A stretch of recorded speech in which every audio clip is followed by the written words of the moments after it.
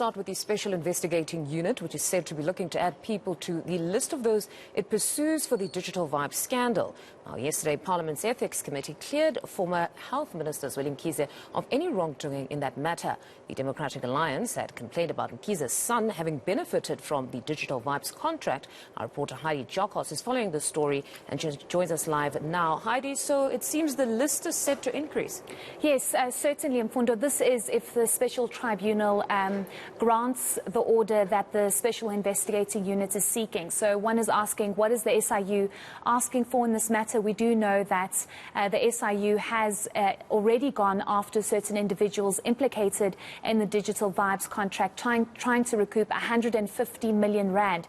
However, they haven't been able to recoup as much money as they would have liked to, and many are criticizing the SIU for that, to say, if 150 million rand is in question here, why have you not been able to recoup, even if it's just 10 million or 20 million of that? We do know it's only about between 10 and 12 million rand that they've been able to recoup. So the SIU has approached the Special Tribunal for them to add more people to the list of money that they believe they can recoup from people that have been implicated in the Digital Vibes contract. Who are these individuals? There are a number of companies that have been added to the list by the SIU, including one of the sons of the former Health Minister, Dr. Zweli Mkhize.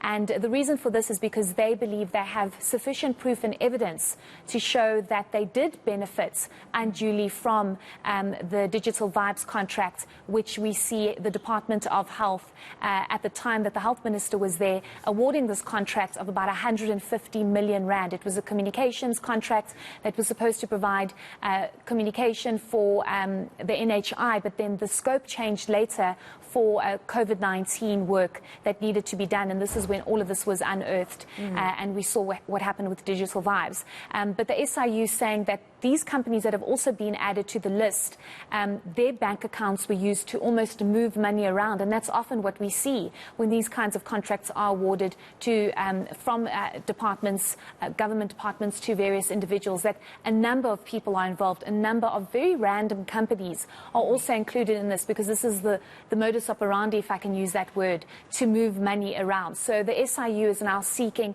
to add these individuals, and the Special Tribunal will, of course, make a decision on that, on whether or not they agree that these individuals did have a hand in the Digital Vibes contract. No, that's very positive developments, but it seems on the Parliament side, what we saw yesterday, interesting developments when we realized that the former minister himself seems to have been cleared of any wrongdoing. So I understand the SIU will not be pursuing him for anything, because, I mean, as it stands, Parliament has cleared him, even going to define for us what it means, or what is the category of an immediate family member. It's either your spouse or your children who are dependent on you, but it was stated that his son is not a dependent, so he wouldn't fit into that category or definition of immediate family.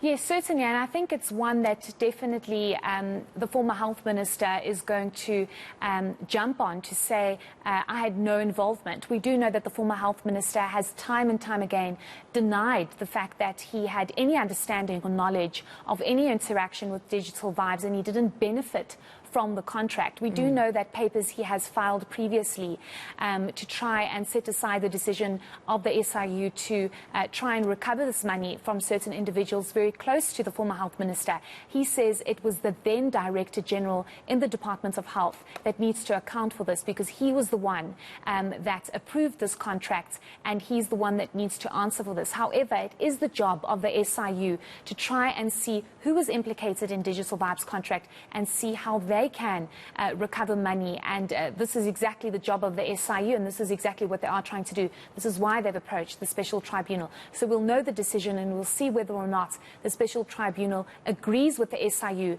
to pursue the former Health Minister's son, as well as his wife, and other companies that have been implicated in this. It will be interesting to just watch those developments unfold. Thank you very much, Heidi.